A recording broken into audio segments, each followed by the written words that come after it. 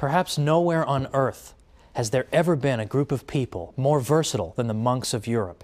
They were physicians and scholars and agriculturists and inventors.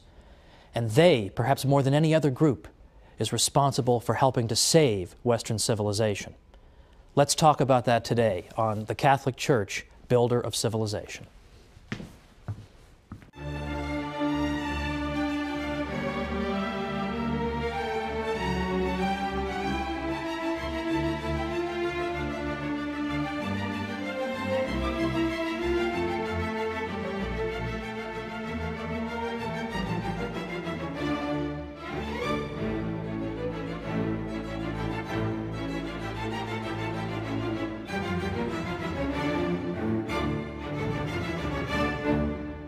Welcome once again to the Catholic Church, Builder of Civilization. I'm Thomas Woods. Today it's the monks who helped to save Western civilization. Now there's a small publishing industry out there of books called How So-and-so Saved Civilization. This group saved it, and that group saved it. The monks deserve this title, ladies and gentlemen, the monks. Even the Irish, who are sometimes credited with saving civilization, did so in large part because of their monks. Who were these people, after all? They were monks. Well, I don't want to assume any prior knowledge. Who are the monks? What are they doing? And how did they save Western civilization? We already see in the 3rd century a tradition whereby women religious, we would call them, began to live together and share the same spiritual and prayer life and dedicated themselves to the care of the poor and the sick. So it's very easy to see in that the tradition of convents and the life of the nun. Also in the 3rd century, we see a tradition among men to be hermits.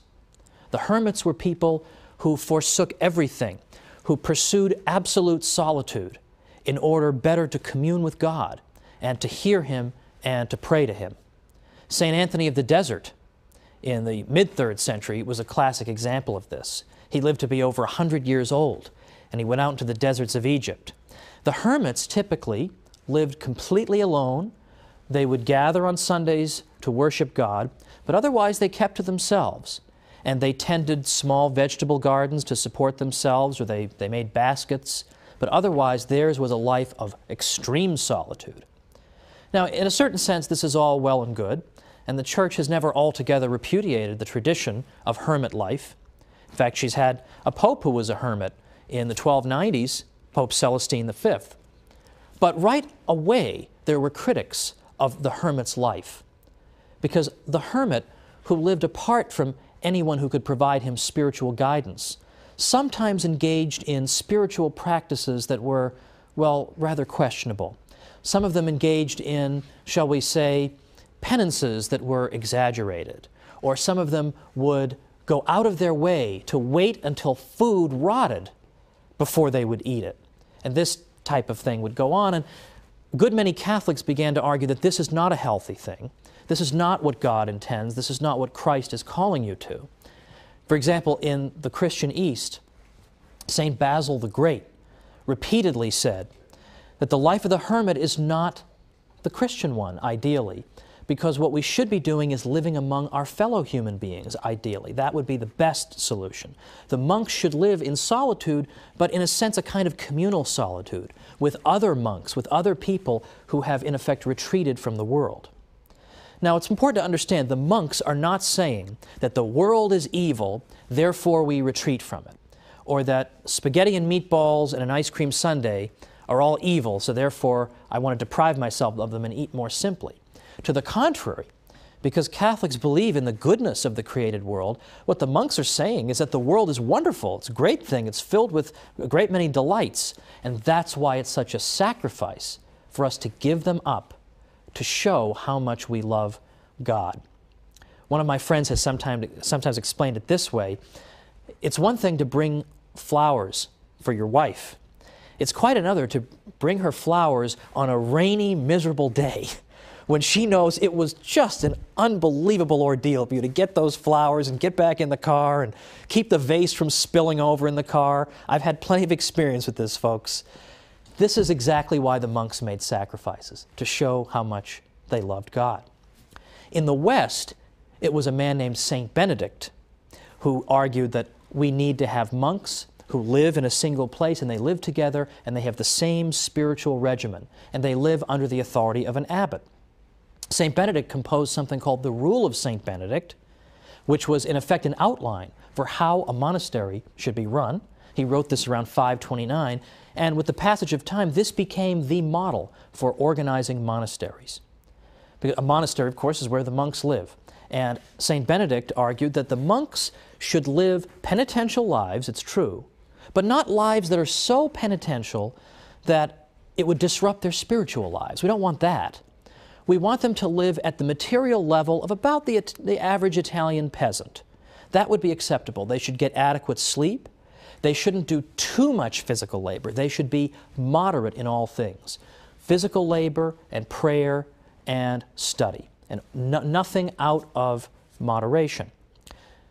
The monasteries in Ireland were quite another story. There, the model, in effect, was working 14 hours a day, doing back-breaking labor, and then coming in and praying all the psalms.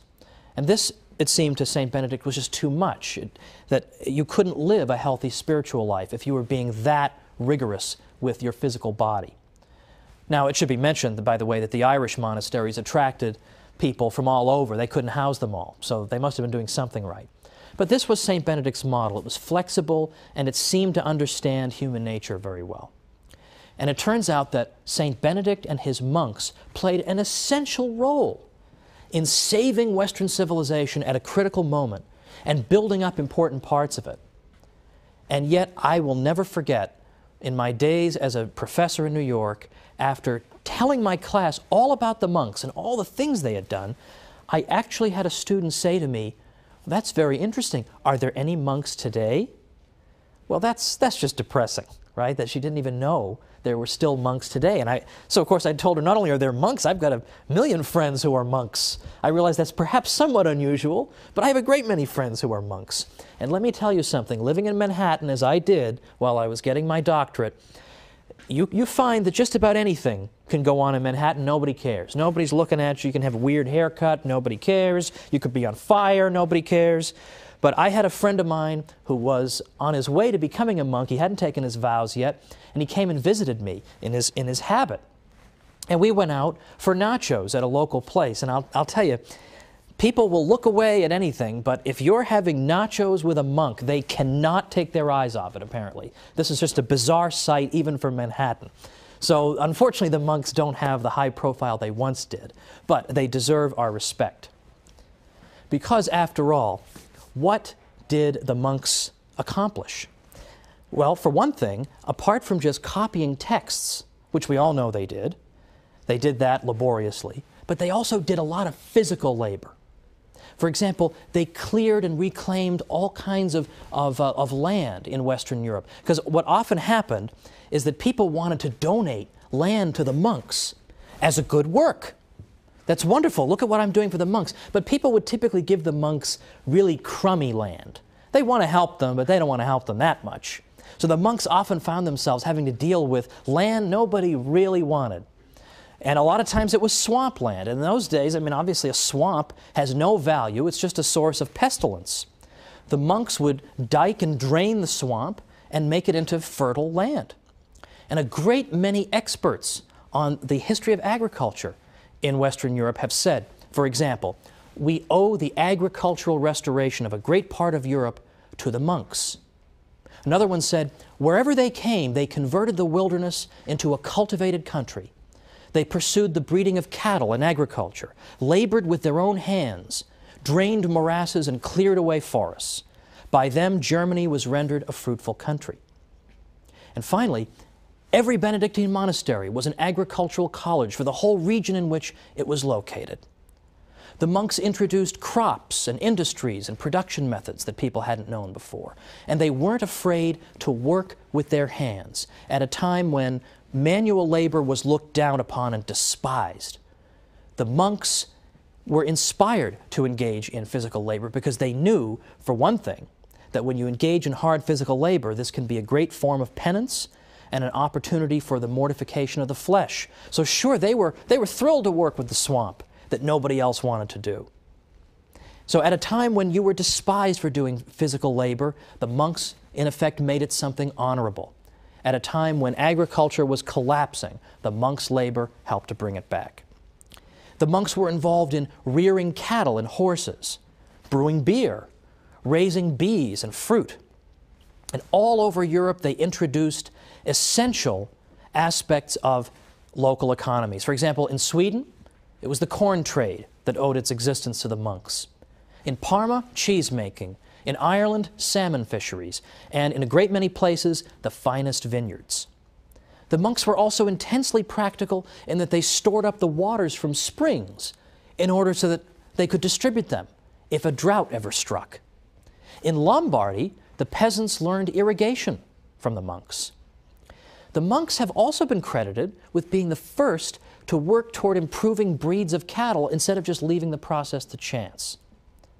So there's agricultural labor from the monks at a critical time in European history. With the Roman Empire collapsed, the monks show up and do all this critical work. Beyond that, the monks pioneered in machinery and mechanization. The ancient world of Greece and Rome was not particularly heavily mechanized, but Europe of the Middle Ages changed all that. Particularly the Cistercians, which are a reform-minded group of monks from the late 11th century, they built water-powered factories at hundreds of their 742 monasteries around by the 12th century. They used water power for all kinds of purposes, for crushing wheat and fulling cloth and tanning. Far more mechanized were they than anything that had ever been seen in Europe up to that time. They were also great metallurgists. They used the slag from their furnaces as fertilizer, so they were constantly thinking of practical things they could do for the life of Europe, and they instructed Europeans as to how they themselves could do these things. They were also technologically advanced in practical things like clocks. The first clock we have any record of was built by the future Pope Sylvester II in 996, but much more sophisticated clocks were built in the 14th century. But it's not just clocks, and it's not just agriculture. It's charity and education and inventiveness. All these things we're going to look at as soon as we come back from the break. So join me after the break, and let's talk more about these monks.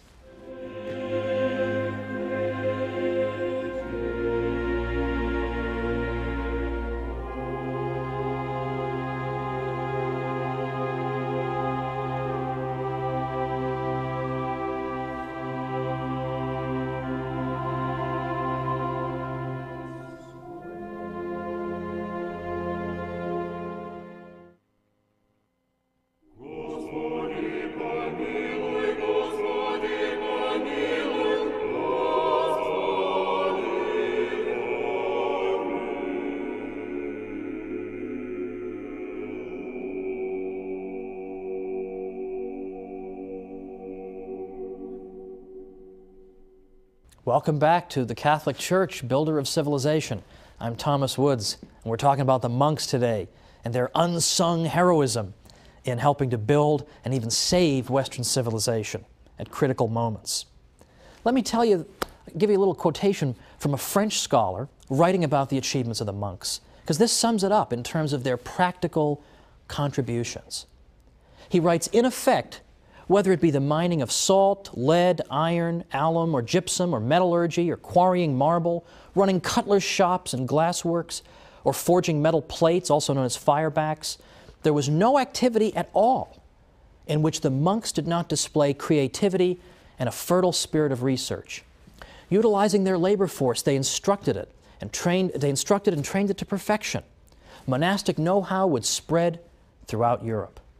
In fact, even today, we're still only beginning to appreciate fully the extent of monastic technological cleverness. In the late 1990s, an archaeometallurgist at the University of Bradford named Jerry MacDonald found evidence in North Yorkshire, England, of a degree of technological sophistication that pointed ahead to the great machines of the 18th century Industrial Revolution. He found that the monks had built a furnace to extract iron from ore. Now, in the 16th century, which is when the period that that MacDonald is looking at, 16th century England, the typical one of these furnaces in the 16th century had not advanced very far over its ancient counterpart. It was very inefficient. The slag, or it's another word for the byproduct of these primitive furnaces, had a very substantial concentration of iron in it because they couldn't get to high enough temperatures to get all the iron out of the ore. So the leftover still had a lot of iron in it. But MacDonald found that when he was investigating, that in fact the monks in England had in fact built a furnace where the slag was low in iron content. They were somehow able to get to high enough temperatures to get more and more of the iron out of it, very similar to a modern blast furnace today. So MacDonald says the monks were on the verge of building dedicated furnaces for the large-scale production of cast iron. This is the key ingredient, perhaps, that ushered in the industrial age. And he says that the furnace that he investigated in England was a prototype of such a furnace. Now, what ended up happening to that? Why didn't they develop all these big furnaces? Why do we just see this one prototype? Well, remember, this is the 16th century in England. What's King Henry VIII up to? Well, he's closing down monasteries and confiscating their property so as to reward his well-connected friends. And so Henry VIII helped to destroy this outstanding example of creativity on the part of the monks. Thank you very much, Henry VIII. We'll have time to talk about you in a future episode. But we also now have charitable work. Now, charitable work we're going to spend a whole episode on, but I want to at least pause and say something about the monks' specific contributions to charity. The rule of St. Benedict called for the monastery to dispense alms and hospitality to whatever extent its means permitted. Specifically, it instructed monasteries that all guests who come shall be received as though they were Christ. Now, the monasteries served as free inns where foreign travelers and pilgrims and the poor could find a safe resting place. I love this quotation from an old historian of the Norman Abbey of Bec. He said, "Let them ask Spaniards or Burgundians or any foreigners whatever how they have been received at Bec. They will answer that the door of the monastery is always open to all and that its bread is free to the whole world." In some cases, the monks were even known to make efforts to track down poor souls who, being lost or alone after dark, found themselves in need of emergency shelter. They established contrivances for warning sailors of perilous obstacles. Or, in fact, nearby monasteries often made provision for shipwrecked men in need of lodging. All these were typical contributions of the monks. They also built up the medieval infrastructure and built and repaired roads and bridges. But as part of their charitable work, they were also great physicians for their day. In fact, it was the church that helped to create the hospital in the first place. But the monks went even further because there weren't hospitals everywhere. But there were a lot of monasteries. And initially, the monks provided medical care to their fellow monks. But as time went on, they realized that they possessed a critical skill that local townspeople also needed. So oftentimes they would go out into the local towns and seek out sick people who were in need of their medical care. Again, I would say that's a fairly unsung aspect of the monastic contribution. But in addition to being great physicians and agriculturists and inventors, they were also great educators. St. John Chrysostom tells us that it was already in his day, around the 4th century, it was already customary for people in Antioch to send their sons to be educated by the monks. St. Boniface established a school in every monastery he founded in Germany. In England, St. Augustine, and here we're talking not about St. Augustine of Hippo, but St. Augustine of Canterbury, St. Augustine and his monks set up schools wherever they went. St. Patrick is given credit for encouraging Irish scholarship. And of course, the Irish monasteries developed into very important centers of learning, and they dispensed instruction to monks and laymen alike. Now, sometimes it's been said that the monks did engage in some education, but they were really only educating their fellow monks. Well, that's, as we've seen, not entirely true. There are plenty of cases we have on record of the monks providing education to people in the local area. But let us say that that accusation is true. Let's even grant it for the sake of argument. Let's say that the monastery's contribution had simply been to teach other monks how to read and write. That's all it was. Well, even if that had been their only contribution, that would have been no small accomplishment. Because consider what happened in the Greek Dark Ages. Now, people have typically forgotten about this, but it's very important. From about 1100 to 800 BC, we had something called the Greek Dark Ages.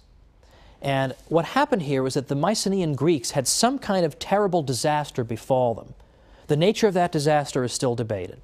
But something terrible happened to these people. And when the smoke had cleared, for the next 300 years, we find that, in effect, the ancient Greeks, the Mycenaean Greeks, had lost literacy. They had lost the ability to read and write. Now you wonder, how could you lose the ability to read and write? How could you forget that? Well, partly it happened because people were scattered following whatever disaster it was that befell them. And they had to think solely of their own survival. And learning how to read and write was not exactly critical when you just needed food and sustenance. Secondly, it's been speculated that maybe whatever disaster struck the Mycenaean Greeks struck in particular the educated classes, so that those who would have remembered literacy were in fact wiped out. Well, whatever the explanation, the fact is they lost literacy at a time of general civilizational collapse. Well, let's remember that the monks were functioning and carrying out all these wonderful tasks I've described at a time in Western European history that was very similar. There was general collapse. There was political disorder.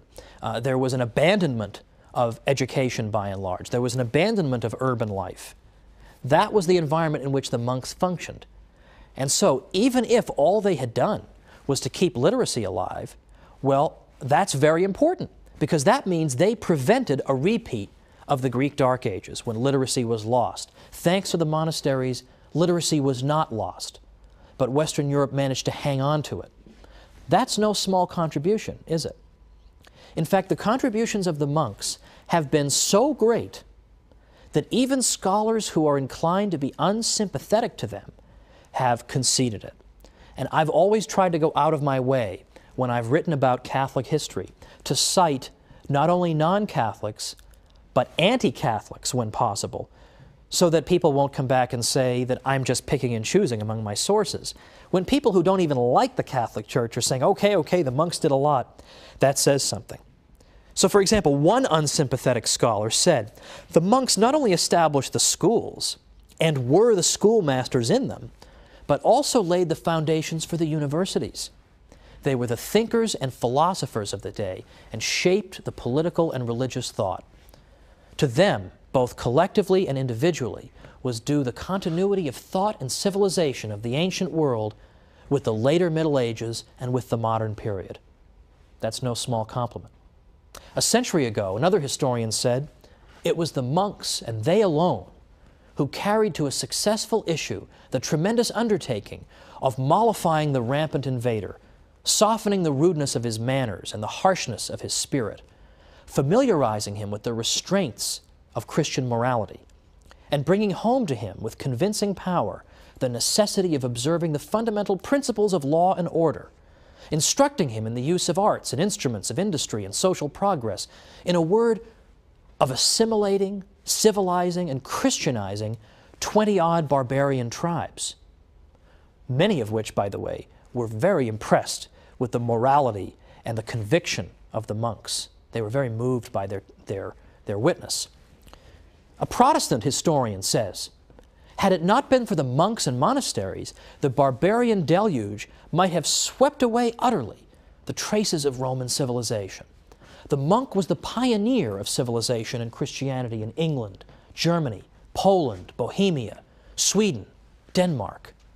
With the incessant din of arms around him, it was the monk in his cloister, for instance on Mount Athos, who by preserving and transcribing ancient manuscripts, both Christian and pagan, as well as by recording his observations of contemporaneous events, was handing down the torch of knowledge unquenched to future generations and hoarding up stores of erudition for the researches of a more enlightened age. The first musicians, painters, farmers, statesmen in Europe after the downfall of imperial Rome, under the onslaught of the barbarians, were monks. Now these are critics of the monks. You can only imagine what their friends have to say. These are their critics. Here is the monastic contribution. And you'll notice that in this brief overview, I've not even mentioned, or at least hardly so, the contributions they made to the literature of the Western world by preserving ancient classics and indeed the Bible itself through laborious copying. Because that is the one thing that's conceded to us. The monks did this. But what I want to show you is they did so much else in so many areas, one can hardly even believe it. Now today we touched briefly on the subject of charity, because we saw the monks as great dispensers of charity. Guests are to be treated as if they were Christ Himself. Well, that is a small part of the story of Catholic charity, which will occupy us next time. Catholic charity is one of these areas in which people will concede the Catholic Church has done wonderful things. But what I want to suggest to you is that even we Catholics don't realize just how great Catholic charity is. It's a far more extraordinary story than even we believe. So join me next time on the Catholic Church, Builder of Civilization. See you then.